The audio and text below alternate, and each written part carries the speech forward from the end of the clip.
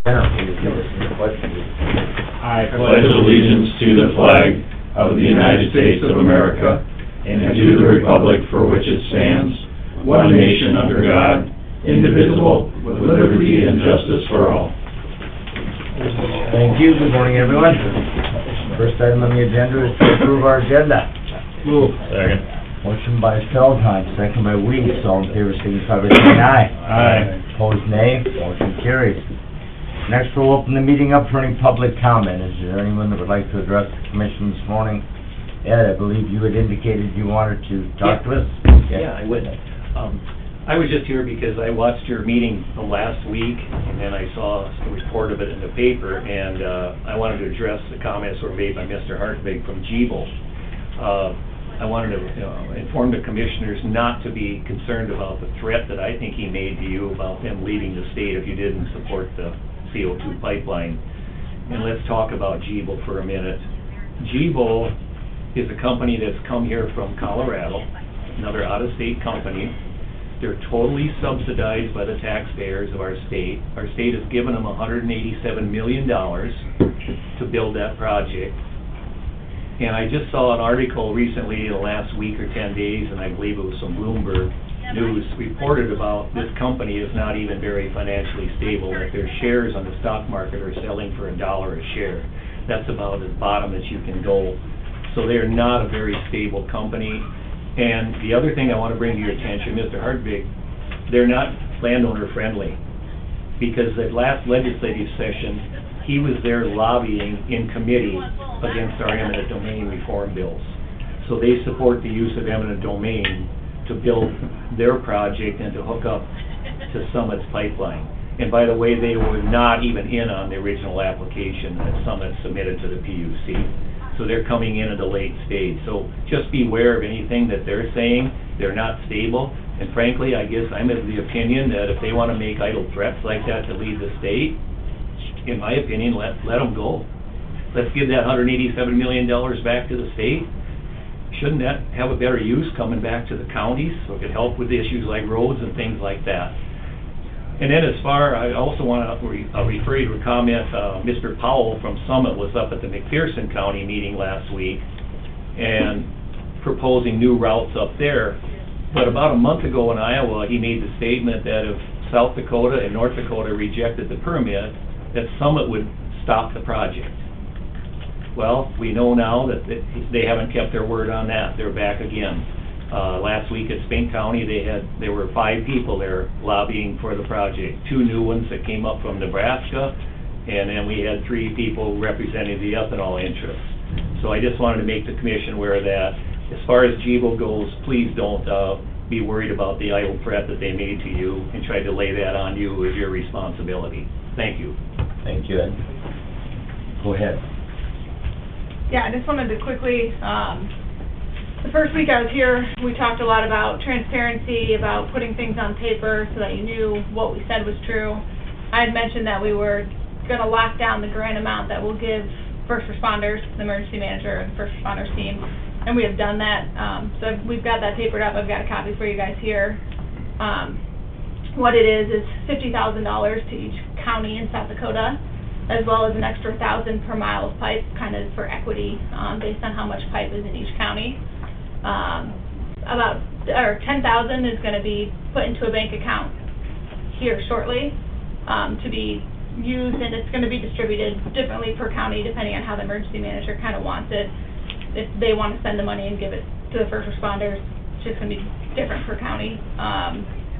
But the rest of it will come out once we're fully permitted, but it's kind of just locking down. We have said a ton of times we're going to take care of first responders, and this is us just proving that we're going to do that. And it says here on this page, this is above and beyond any of the conversations your emergency manager has had with Rod Dillon, who is in charge of our emergency management and the equipment that they need. So this is beyond the equipment that we've already committed to. So just wanted to bring it here for you guys today, so you guys want copies. Okay, sure. Thank you. Go ahead. You bet. Good morning, Commissioners. In the interest of time, I'm just going to read this. I put this together last night. I came here to provide a short update. Jim Sire from Glacial Lakes Energy. Came here to provide a short update similar to what you heard from Gevo last week, except from Glacial Lake Energy's perspective. Last week, I received a call from a very reputable source with whom we've collaborated for many years. This industry partner was providing an update and inquiring about our interest in forming a joint venture to construct and co-locate a sustainable aviation fuel production facility at our Mina plant. I found out they have a high level of interest in our Mina plant for many reasons, but mostly because of the 210 million gallons of ethanol we currently produce between Aberdeen and Mina, the two different plants. They're 12 miles apart. Although all of this is currently in preliminary planning stages, discussions with major airlines who are ready and willing to sign offtake agreements has already occurred. These airlines have sustainability goals that have been publicized and must be met as publicly traded companies. The conversation quickly turned to CO2 capture and sequestration and the likelihood that our two plants would be able to lower their respective CI scores well below their current level. Using the exact words of our partner, airlines are not interested in higher carbon fuel. They only will consider fuel coming from low CI sources. The Summit project lowers our CI scores by almost 50% at each plant, and when coupled with other CI reductions projects we are analyzing and could quickly initiate, GLE's two Aberdeen area plants would be in a very competitive market position to meet the airline's sustainability levels. The caller confirmed that without this project, an opportunity like this one will likely need to go somewhere else. Please think long and hard about this because I believe it can and will happen. I believe it's very telling and very interesting that they did not select Watertown or even a location near a major airport, although they looked at all these places. They selected GLE's two plants in Brown County and Edmonds County. They clearly see the opportunity to approach one owner, Glacial Lakes Energy, with two locations within 12 miles of each other, so the production facility can be more efficient. This is not Kingsbury County we're talking about. This is a real opportunity for this area, specifically for Brown County, to lead the diversification of agriculture towards a larger and more lucrative energy market and to reward the local economy well into the future. I'm always happy to answer any questions. Thank you for the time. Thank you. Anyone else wish to address the commission this morning? Wayne, could I just ask a question from the Summit official? They mentioned you got this grant money. Where's the grant coming from? Why isn't that coming from Summit personally? Because grants are taxpayer money. It is coming from Summit personally. Okay, so it's Summit's, out of Summit's funds, it's not Yes, coming out of it's out of Summit's grant. Summit's funds. Okay. Commissioner Weiss, do you have a comment? Just a reminder, this is comment period. Anyone else wish to address the commission, either in person or out there on the phone or online? Seeing none, we'll move on. Approval to appoint Dennis Fiker to the Weed and Pest Board. As you saw in the packet, one of the present members was involved in a serious car accident and doesn't know when they'll be able to fulfill their responsibilities, and we were asked to consider former Commissioner Fiker, who is well versed in the weed and pest arena and serves on the state Weed and Pest Commission, so more than capable to step in and willing to fill those shoes until such time the present member can resume responsibilities. Thanks, I was gonna ask what we know about it. I'll move it. That's all I know. Second. Motion by Weiss, second by Dennert, to approve the appointments. All in favor signify by saying aye. Aye. Opposed, nay. Motion carries. Next, approval to appoint Scott Mice, DM Director, to the South Dakota DOT 511 Traveler Information Service. And authorize chairman to sign the application. That request was sent out to the Brown County area by the South Dakota Department of Transportation, looking for one contact person within a community so that they can kind of streamline their traveler information services, and the city is more than okay based on their response with Our Emergency Management Director, Scott Mines, being that contact person, so if anyone has any questions, I can Motion try to and approve. answer. Second. Motion by Weiss, second by Denner. All in favor, signify by saying aye. Aye. Opposed, nay. Motion carries. All right, Rachel Kipley. Rachel arrived yet? Yep, she walked by earlier. Okay. Rachel? I'm here, just talking to Ross. That's Did enough you of read that. that? Always never good. Never good, right? You guys plotting now. Yeah, just a quick one. Okay, State Attorney recommends that we go into exec to discuss contracts. Briefly, before we hear the information, motion by Weiss. Second by Feldheim to go into exec. All in favor, signify by saying aye. Aye. Opposed, nay. Motion carries. All right, we'll call the meeting back to order, out of exec, with no action as a result. So I just brought you some quotes for those forklifts we discussed last week. We had, one sitting in my inbox when I got back from the meeting last week, and since they were quotes and not like formal RFPs or anything, I was gonna bring you the new information.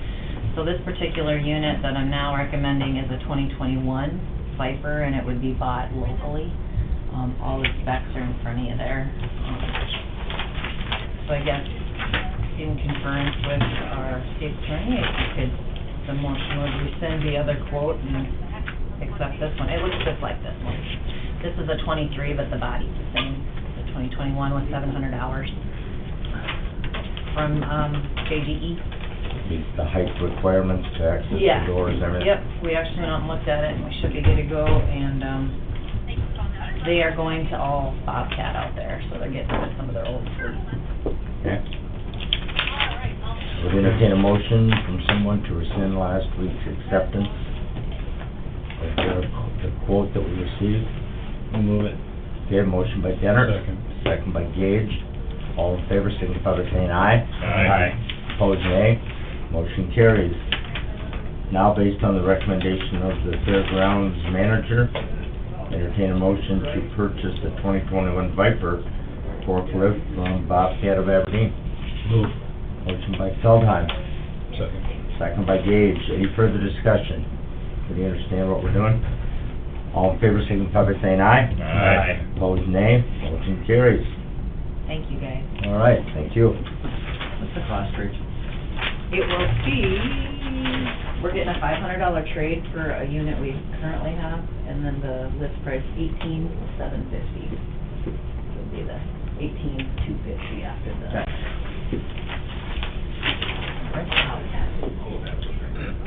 Rental house, let's talk rental house. Let's do it. So it depends on what you guys wanna do as far as, should we take sealed bids, should we auction it, should we had talked a little bit about what some of those expenses would be, and I think I forwarded the email that I got from just, getting prices from Millbank Home Loaders. They're about $20,000, just depending on how far you wanna move that bad boy. And then, of course, we'd have disconnecting the utilities and things of that nature. So I guess the question is, being we're on the brink of colder weather, do we do something at this fall? Do we wait till spring? I just bring that to you for conversation. So because of the fact that the water to the youth camp goes through that house, the wet water, we would still have to keep that house a certain temperature to prevent freezing, am I correct? Correct. Yeah. And then when the house is moved, we would have to figure out either a new, you know, line configuration or whatever, to make sure it doesn't freeze if we fill in that foundation. That probably would be enough, but we would have to deal with that, so. So that, the information was provided last week, and we wanted to make sure that the other two commissioners were here before we made a recommendation or a suggestion of what to do. We can put it out for sealed bids, or we could hold a public auction, see how much interest we have. Maybe the sealed bids would be the easiest way to go and the least expensive, rather than hold an auction and see what kind of interest there is, and do it yet this fall, because we have some advertising costs, and that's really about all we have into it, to to see what, if any, interest there is, and if there's none, we can rediscuss it next spring, and maybe with people are a little more of a house buying mood. Do we wanna establish a minimum if we're gonna do that? I don't think it would hurt a thing, Something reasonable. I mean. or, you know, we have a right to refuse any and all bids if we do get one or two or a few sealed bids, and none of them really are what we feel would be a fair price. We have the right to reject, unless we wanna set a minimum. I'm open to whatever anybody wants to do, Just asking. right? I think Gene had mentioned it's worth around 75. He had thrown out last, he looked at his numbers, but then you take into account what's it gonna cost a person to put on a new Mhm. foundation and move it. Sure. He said most of that was if we were gonna plat it out and sell it as The a land. lot. The whole thing. Do we, do a lot of maintenance out there in the wintertime? Is there a lot of, At the house. well, that particular area with the camp? You know, it kinda depends. We usually don't get a lot of events in the winter, but we will get once in a while people doing like their holiday parties and stuff. So then, depending on what the schedule looks like, that determines it. So we do have one event scheduled right now in the middle of November, where we'd have to go do all the cleaning and make sure, but we do try to make sure that, some of the snow removal is done, but if there's no event, as long as you can get a fire truck back there, we don't clean it a lot. So if we didn't have that property, that would free up some time for the guys at the fairgrounds. Yeah. And then the other side of that is, you know, the maintenance, if we don't do anything this year, we're still gonna have to have somebody go out and make sure the heat's on and the water doesn't freeze. Right. Or if we got And rid of we it, do we that don't- weekly anyway for the other. But if we got rid of it, we wouldn't have to. What would And- be the, Go ahead. what would we do if we did sell the house relatively quickly, just to keep the water from freezing up? I mean, do you have any ideas? I would have to talk to an expert on that, but I'm sure there's ways to either bury it or you insulate it, or as soon as you get underground, quite a little ways. And I don't doubt obviously there's ways to do it, I'm just a little I don't concerned know about the finding a answer. contractor quick Oh, enough, you know? sure. If say we sell it a month from today, or Yep. 6 weeks from today, it's gonna be cold by then, so that'd be my only concern, it'd be nice to get rid of it as soon as possible, but. Right. Well, I'm just thinking out loud from a practical standpoint, it's gonna take some time. I mean, if somebody's gonna move the thing, unless they're gonna move it and leave it sit, Right. to figure out where they're gonna site it, get the foundation put together for it and the rest of that stuff. I think it might be interesting to put it out there and see what kind of interest there is, and then put a deadline of end of June next year to have it moved, to give a little bit of leeway as far as how long it might take. Because I don't think we're gonna sell it and expect to have it moved within a month Right, of, the time that we close that, right. to try and leave a little bit of leeway, because it's not gonna hurt that much more. Mhm. And if we don't get any takers on it, we could try it again in the spring, or reevaluate. To do it on sealed bids with the right to reject? Yeah. And if somebody's in a hurry and wants to get it moved off in 6 weeks, fine, so be it. We'll work around that, but I think leaving that bit of leeway in there might give a little extra incentive for somebody who's thinking about it, but wants to plan ahead and Sure. move it once and be done with it, the opportunity to try and set that up. Just a thought, I'm just thinking out loud. Well, I can see where we might generate more interest with an auction, but yet if there's a motivated buyer, sealed bid is the cheapest way to do it, so I'd say we start with that and Mm-hmm. see where we go. If we don't get any, that'll indicate that maybe an auction in the Yeah, we'll spring do an would be auction better next out. year if needed. Right. So we're gonna need to advertise it, what, twice, most likely? So that's gonna push it out almost a month to begin with. Put together the verbiage for the They wording. started on it, I wasn't sure Yeah. if you guys were gonna go the auction route or the sealed bid route. I don't know if you wanna schedule a couple open houses so people can go look, or how you wanna do that. Sure. Just so it all happens at once, so Right. she isn't getting called all the time. Right. Yeah. That's a we can good take care of idea. that. Do you wanna have something prepared for consideration next week? Yeah, I can do that. That work? Yeah, that'll work. Work appropriate timetable And to then- allow for all that? Yeah, and then we can have some dates you would. set and Okay. work with Rachel Okay. from there. Put that on next week's agenda then, so we can act on it. Okay. I'd be good with going that direction. Okay? Sure. If anything comes up between now and then, just let Rachel or Ross know, but that'll be the plan. Good. Anything else? That's all I got. All right, very Thank good. you, guys. Thank you. Thank you. I'll send you that. All right, next up, discuss the NACO recommendation to support the National Center for Public Land Counties. That was in the packet, it's a NACO initiative. The invoice is based on 1% of what Brown County receives from the federal government for basically anything except for lobbying. We can use those dollars for anything. We currently get about $100,000, and it comes because apparently we have some public lands in Brown County. The only first thing that comes to mind is Sand Lake, so I don't know if there's other federal lands that would qualify or be in that description also, but that's the first thing that comes to mind, why we would get those federal funds.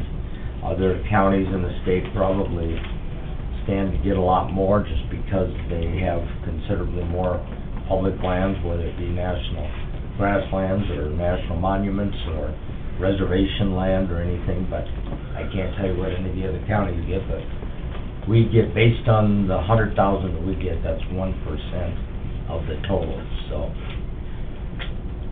they're asking for support to continue lobbying for this information, the public land reimbursement grants. Open it up for discussion. Lynn did a survey of a few of the surrounding counties, and some have decided to go yes, and some are no, so there's really no clear answer. It looks like the yeses at this point outnumber the noes based on the noes that I'm looking at. Yeah, Kingsbury County thought you guys discussed it at fall convention as well. It might have been one of the breakouts. In fact, I know it was one of the breakout sessions that I didn't attend.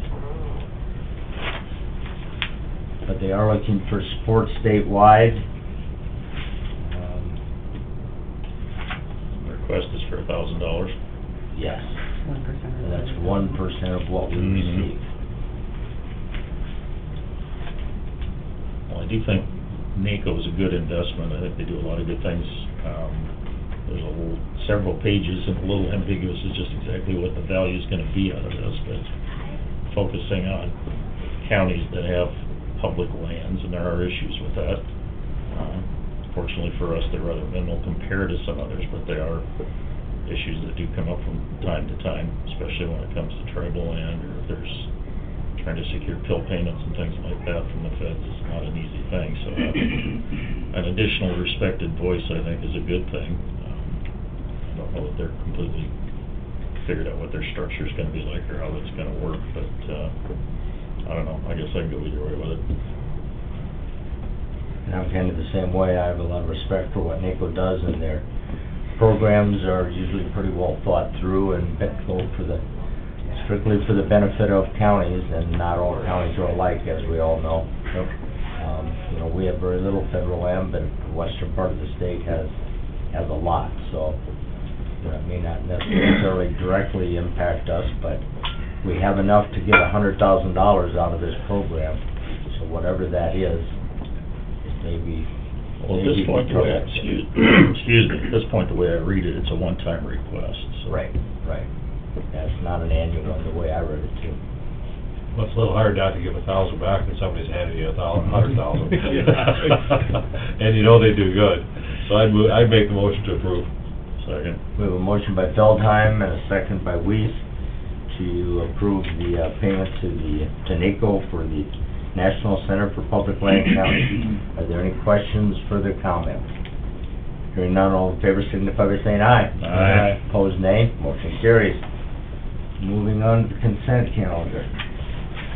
Okay, approval of the general meeting minutes from October 3rd. Move. Second. Motion by Feldheim, second by Gage. All in favor signify by saying aye. Aye. Opposed, nay. Motion carries. Claims and payroll. Move. Second. Motion by Dennett, second by Weiss. All in favor signify by saying aye. Aye. Opposed, nay. Motion carries. HR report. Move. Second. Motion by Feldheim, second by Weiss. All in favor signify by saying aye. Aye. Opposed, nay. Motion carries. Centennial Village Fair report. Move. Second. Motion by Gage, second by Dennett. The one question that I was asked this morning, Lynn, is do they provide any documentation as far as copy of receipt, or just the information that you provided to us? Just the information I sent out. Okay. I'd have to Listing all their bills for the Right. licenses, the insurance. And then he did bring in a new check, and reduced it by that $2,500 that they were supposed to pay to repair that house. So it's $16,264.80 that we got. Okay, any other questions or comments on that? Not, all in favor, signify, oh, go ahead, Doug. Say, when we do these outside sources like that, do they ever send us a vendor? I mean, I don't know if they sold 300 cases or 50 cases. I mean, how do we know that? And it's not that I'm accusing anybody of being not trustworthy. It's just the fact, as a business person, you would normally want to see the activity, whether that's Boys and Girls Club or the clubhouse or Centennial Village. I mean, just a thought. I mean, in the past, have we received any of that stuff for, like, the distributors? Not that I'm aware of. Is it a pain to do that, or is it, you know, is that... I could request it. I mean, he just listed Miller Lite, there was 40K, Budweiser 98K. Wine coolers from Miller Lite was 249 cases, and then wine coolers from Budweiser was 95 cases.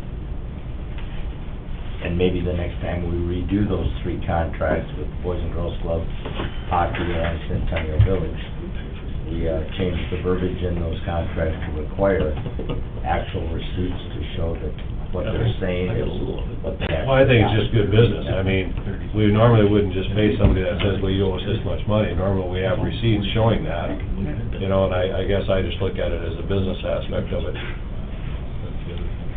And I don't have a copy in front of me of their contract, so I would assume that if it was required, we would have received it, but the next time around, when we renew all three of those, we're trying to treat them all the same as far as, what they pay us for number of kegs and so on, so I think that'd be a good idea to include that verbiage in those contracts next time around, so.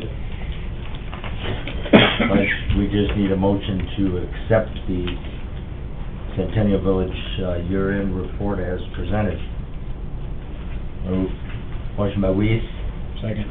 Second by Denner. Is there any further discussion or questions? If you want further information, there's no problem with asking for it. Certainly ask, and I think if we ask of one, we should ask of all three. So I agree. So, Fair enough. we can, make that request and see what they say. All in favor signify by saying aye. Aye. Opposed, nay. Motion carries. Authorize chairman to sign the fourth quarter LEMPG report. Motion by Weiss. Second. Second by Feldheim, a copy of that was in the packet. Another good job done by our emergency management department. I love acronyms. Local Emergency Management Performance Grant. Thank you. All in favor signify by saying aye. Aye. Opposed, nay. Motion carries. Claim assignment. Move. Second. Motion by Denner, second by Weiss. All in favor signify by saying aye. Aye. Opposed, nay. Motion carries. And landfill tonnage report for September. Move. Motion by Weiss, second by Gage. All in favor signify by saying aye. Aye. Opposed, nay. Motion carries. This is good. Any other business to come before the Brown County Commission? Yes. I visited with Dwayne last week. Since they just finished our 21 audit, I visited with Rod about doing 22 and 23 both next March. That way, then we can get back on, schedule to do yearly in March. Rod is okay with it, as long as the board is okay with it. So Dwayne felt it was a good idea, so wanted to opinion from the rest of you.